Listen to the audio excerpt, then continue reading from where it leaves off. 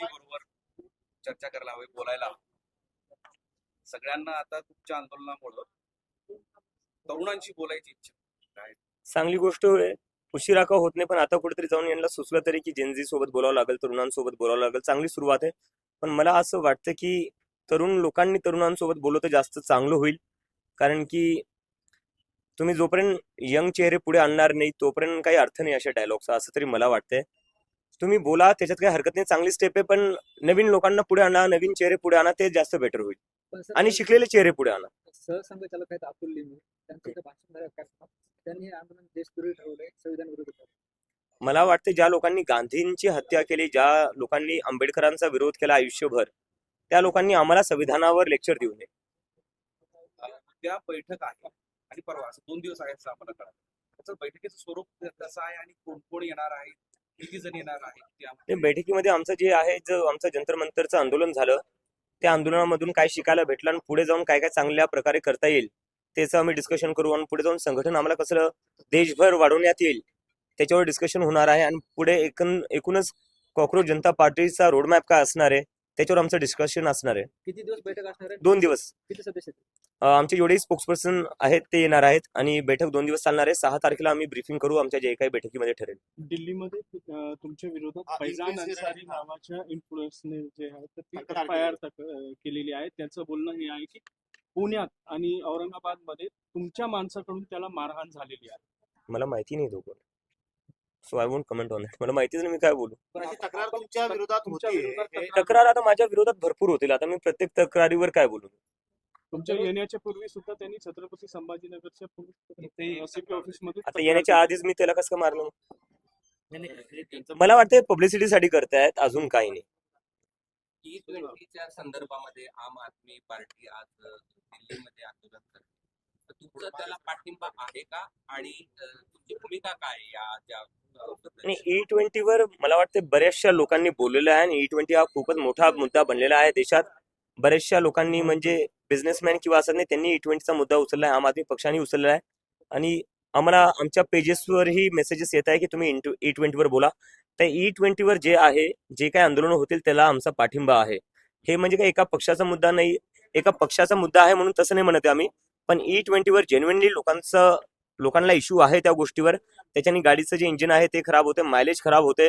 आणि जर तुम्ही 100% पेट्रोल देत नाही, त्याच्यात इथेनॉल मिक्स करतायत, तर मग 100% तुम्ही प्राइस कसं काय लावतायत. दुसरं असं की झेंजेला घेऊन आणखीन एक विजय मिळालाय पीकेला, प्रशांत किशोरला, तेही भाजपाचा तिथं गड होता, त्याबद्दलची काय प्रतिक्रिया आहे? मला त्यांना खूप खूप शुभेच्छा द्यायच्या आहेत. आणि डेमोक्रेसीमध्ये असंच असलं पाहिजे. जसं मी थोड्या वेळ आधी म्हणत होतो की RSS जे इंटरॅक्शन करणारे जेनझी सोबत, त्याच्यात तुम्ही नवीन चेहरे आणा. तर प्रशांत किशोर पण हे एक राजकारणात नवीन चेहरे आलेले, जिंकून आलेले, त्यांना खूप खूप शुभेच्छा. आणि असं झालं पाहिजे, जास्तीत जास्त लोकांनी, नवीन लोकांनी पुढे आलं पाहिजे. बरं, RSS कडून आता मोहन भागवत नाही, बोललो. काय झालंय, मध्ये आज भेटीला येत आहेत वेगवेगळ्या पक्षाची लोक, राजकारणी लोक. त्यामध्ये शिंदे सेनेचे आमदार मंत्री येऊन इथे गेले. त्यावरून राज्यातल्या भाजप आणि शिंदे सेनेमध्ये वाद निर्माण झाला असं सध्या चर्चा सुरू आहे की तुमच्या भेटीवरून त्या दोघांचं बिनस्तिक काय अशी स्थिती. आता 30 वर्षाच्या मुलापासून तुम्हाला एवढी भीती वाटते, मी काय बोलू याच्यावर. म्हणजे ते तर मला फक्त पर्सनली भेटायला आले होते आणि शुभेच्छा द्यायला आले होते. दुसरं तर आमचं काही बोलणंच झालं नाही. ते फक्त एक म्हणले की युवकांचा मुद्दा उचलला, देशाच्या शिक्षणाचा मुद्दा उचलला, चांगला मुद्दा होता आणि जे आंदोलनाला सक्सेस भेटली त्यासाठी शुभेच्छा दिल्या होत्या. मी भाजपला सांगू इच्छितो, एवढी घाबरायची गरज नाही. तुम्हाला ED CBI सगळी तुमच्याकडे आहे, आमच्याकडे काही नाहीये. आम्हाला लोक पर्सनली भेटायला येतात आणि शुभेच्छा द्यायला येतात. असंही कळतंय की चर्चा आहे की शिवसेनेच्या लोकांनी, म्हणजे शिंदे सेनेच्या लोकांनी भेटायला जाऊ नये असं भाजपने सांगितलं. नाही, मी तेच म्हणतोय, भाजपला एवढी घाबरायची गरज नाही. ED CBI सगळं तुमच्याकडे, आमच्याकडे काय. एक आणखी एक सोशल मीडियावर अकाउंट सुरू झाला, जसं तुम्ही सुरू केलं होतं, आरक्षण हटावा, आणि मोठ्या प्रमाणात एक हॅशटॅग वगैरे सोशल मीडियावर आणि एक आंदोलनाचा इशारा पण दिला जातो. काय ना, जर कोणाला शिक्षण भेटत असेल, कोणी गरीब असेल, त्याला जास्तीत जास्त शिक्षण कसं भेटलं पाहिजे याचे प्रयत्न असले पाहिजे देशात. तर हे आंदोलनावर मी जास्त काही बोलणार नाही, कारण की मला वाटतं त्याचं पेजही काल डिलीट झालेलं आहे बहुतेक, मला कोणी सांगण्यात आलेलं आहे. पण गाडी बंगला तर देत नाही ना. शिक्षण कशा प्रकारे जास्तीत जास्त लोकांना मुलांना पण, लोकांना पण, लेकरांना जास्तीत जास्त कसं शिक्षण भेटू शकतं त्यासाठी आहे ते. त्यावरनं कोणाला काय प्रॉब्लेम असला पाहिजे. आपल्या देशाचा तर हाच प्रयत्न असला पाहिजे की ज्यांच्यापासून शिक्षण दूर आहे, ज्यांना इनॅक्सेसिबल आहे एज्युकेशन, त्या लोकांपर्यंत एज्युकेशन कसं नेता येईल आणि त्यांना एज्युकेशन कसं भेटेल याचेच प्रयत्न केले पाहिजे, तेव्हाच तो देश पुढे जाईल ना. झारखंडमध्ये आंदोलनाचा 11वा दिवस आहे आणि आज आंदोलन आक्रमक होताना पाहायला मिळतंय. सरकार दुर्लक्ष करतंय असं विद्यार्थ्यांचं म्हणणं आहे. हो, माझं जे बोलणं झालं त्यातही मला त्यांनी ते सांगितलं. परवाच माझं रात्री फोन कॉलवर बोलणं झालं आणि मला त्यांनी सांगितलं की त्यांना तिथं टेंटही लावू देत नाहीये, वॉशरूमची सुविधा नाहीये. एका प्रकारे जसं आम्हाला जंतर मंतरवर करण्यात आलं तसंच त्या विद्यार्थ्यांनाही करण्यात येते. तर मी त्या विद्यार्थ्यांना सांगितलं की कॉक्रोच जनता पार्टी पूर्णपणे त्यांच्या बरोबर आहे आणि त्यांच्या आंदोलनाला मजबूत करण्यासाठी जे काही करता येईल ते आम्ही करू आणि त्याच्या जे काही डिमांड आहे त्यांचं आम्ही पूर्णपणे समर्थन करतो. बरोबर चर्चा करायला हवी, बोलायला हवं. सगळ्यांना आता तुमच्या आंदोलनामुळं तरुणांशी बोलायची इच्छा आहे. चांगली गोष्ट आहे. उशिरा का होत नाही, पण आता कुठेतरी जाऊन यांना सुचलं तरी की जेनझी सोबत बोलावं लागेल, तरुणांसोबत बोलावं लागेल. चांगली सुरुवात आहे, पण मला असं वाटतं की तरुण लोकांनी तरुणांसोबत बोललं तर जास्त चांगलं होईल. कारण की तुम्ही जोपर्यंत यंग चेहरे पुढे आणणार नाही तोपर्यंत काही अर्थ नाही अशा डायलॉगचा, असं तरी मला वाटतंय. तुम्ही बोला, त्याच्यात काही हरकत नाही, चांगली स्टेप आहे, पण नवीन लोकांना पुढे आणा, नवीन चेहरे पुढे आणा, ते जास्त बेटर होईल. पण सर आणि शिकलेले चेहरे पुढे आणा. सहसंघचालक आहेत अतुल लिमे, त्यांचं इथं भाषण झालं कार्यक्रमात. त्यांनी हे आंदोलन देशविरोधी ठरवलंय, संविधान विरोधी. मला वाटते ज्या लोकांनी गांधींची हत्या केली, ज्या लोकांनी आंबेडकरांचा विरोध केला आयुष्यभर, त्या लोकांनी आम्हाला संविधानावर लेक्चर देऊ नये. उद्या बैठक आहे आणि परवा असं 2 दिवस आहेत असं आम्हाला कळलं. त्याचं बैठकीचं स्वरूप कसं आहे आणि कोण कोण येणार आहे, किती जण येणार आहेत ते आम्हाला त्या बैठकीमध्ये आमचं जे आहे, जो आमचं जंतर मंतरचं आंदोलन झालं, त्या आंदोलनामधून काय शिकायला भेटलं आणि पुढे जाऊन काय काय चांगल्या प्रकारे करता येईल त्याचं आम्ही डिस्कशन करू आणि पुढे जाऊन संघटन आम्हाला कसं देशभर वाढवण्यात येईल त्याच्यावर डिस्कशन होणार आहे. आणि पुढे एकूणच कॉक्रोच जनता पार्टीचा रोडमॅप काय असणार आहे त्याच्यावर आमचं डिस्कशन असणार आहे. किती दिवस बैठक असणार आहे? 2 दिवस. किती सदस्य आहेत? आमचे जेवढे स्पोक्सपर्सन आहेत ते येणार आहेत आणि बैठक 2 दिवस चालणार आहे. 6 तारखेला आम्ही ब्रीफिंग करू आमच्या जे काही बैठकीमध्ये ठरेल. दिल्लीमध्ये तुमच्या विरोधात फैजान अन्सारी नावाच्या इन्फ्लुएन्सने जे आहे तर ती FIR केलेली आहे. त्यांचं बोलणं हे आहे की पुण्यात आणि औरंगाबादमध्ये तुमच्या माणसाकडून त्याला मारहाण झालेली आहे.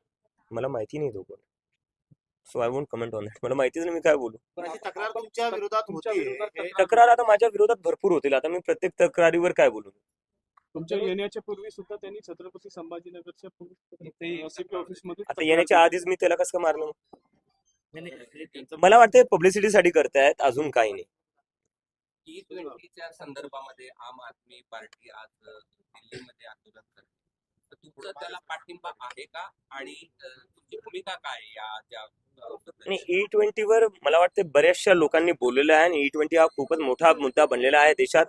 बऱ्याचशा लोकांनी म्हणजे बिझनेसमॅन किंवा असं नाही, त्यांनी E20चा मुद्दा उचलला आहे, आम आदमी पक्षाने उचलला आहे. आणि आम्हाला आमच्या पेजेसवरही मेसेजेस येत आहे की तुम्ही E20 वर बोला.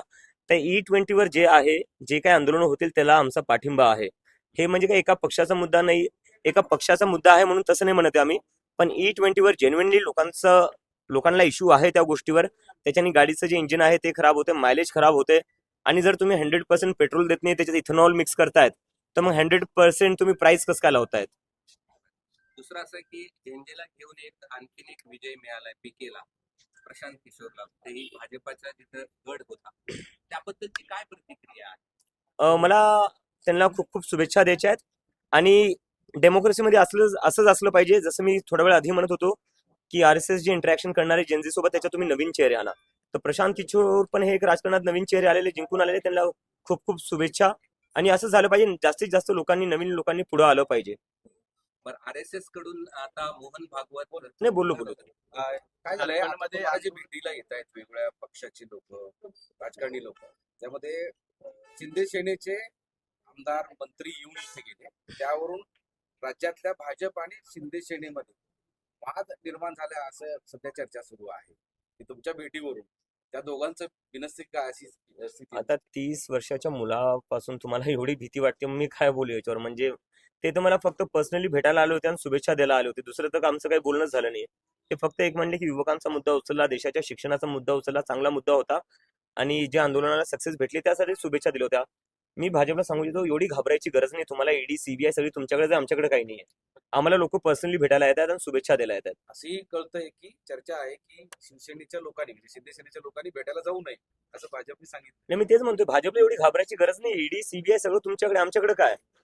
एक आणखी एक सोशल मीडियावर अकाउंट सुरू झाला जसं तुम्ही सुरू केलं होतं आरक्षण हटावा आणि मोठ्या प्रमाणात ते हॅशटॅग वगैरे सोशल मीडियावर आणि एक आंदोलनाचा इशारा पण दिला जातो. आणि काय ना, जर कोणाला शिक्षण भेटत असेल, कोणी गरीब असेल, त्याला जास्तीत जास्त शिक्षण कसं भेटलं पाहिजे याचे प्रयत्न असले पाहिजे देशात. तर हे आंदोलनावर मी जास्त काही बोलणार नाही, कारण की मला वाटतं त्याचं पेजही काल डिलीट झालेलं आहे बहुतेक, मला कोणी सांगण्यात आलेलं आहे. पण गाडी बंगला तर देत नाही ना. शिक्षण कशा प्रकारे जास्तीत जास्त लोकांना मुलांना पण, लोकांना पण, लेकरांना जास्तीत जास्त कसं शिक्षण भेटू शकतं त्यासाठी आहे ते. तर त्यावरनं कोणाला काय प्रॉब्लेम असला पाहिजे. आपल्या देशाचा तर हाच प्रयत्न असला पाहिजे की ज्यांच्यापासून शिक्षण दूर आहे, ज्यांना इनॅक्सेसिबल आहे एज्युकेशन, त्या लोकांपर्यंत एज्युकेशन कसं नेता येईल आणि त्यांना एज्युकेशन कसं भेटेल याचेच प्रयत्न केले पाहिजे, तेव्हाच तर देश पुढे जाईल ना. झारखंडमध्ये आंदोलनाचा 11वा दिवस आहे आणि आज आंदोलन आक्रमक होताना पाहायला मिळतंय. सरकार दुर्लक्ष करतंय असं विद्यार्थ्यांचं म्हणणं आहे. हो, माझं जे बोलणं झालं त्याआधी मला त्यांनी ते सांगितलं. परवाच माझं रात्री फोन कॉलवर बोलणं झालं आणि मला त्यांनी सांगितलं की त्यांना तिथं टेंटही लावू देत नाहीये, वॉशरूमची सुविधा नाहीये. एका प्रकारे जसं आम्हाला जंतर मंतरवर करण्यात आलं तसंच त्या विद्यार्थ्यांनाही करण्यात येते. तर मी त्या विद्यार्थ्यांना सांगितलं की कॉकरोच जनता पार्टी पूर्णपणे त्यांच्या बरोबर आहे आणि त्यांच्या आंदोलनाला मजबूत करण्यासाठी जे काही करता येईल ते आम्ही करू आणि त्याच्या जे काही डिमांड आहेत त्यांचं आम्ही पूर्णपणे समर्थन करतो. अरे यार, नहीं नहीं अभी नहीं नहीं नहीं खाली एक मोहन भागवत अरे नहीं सर, बहुत लंबा होगा, बहुत लंबा खाली मोहन होगा. भागवत के सर सिर्फ एक सर मोहन भागवत अभी जी सिर्फ एक ही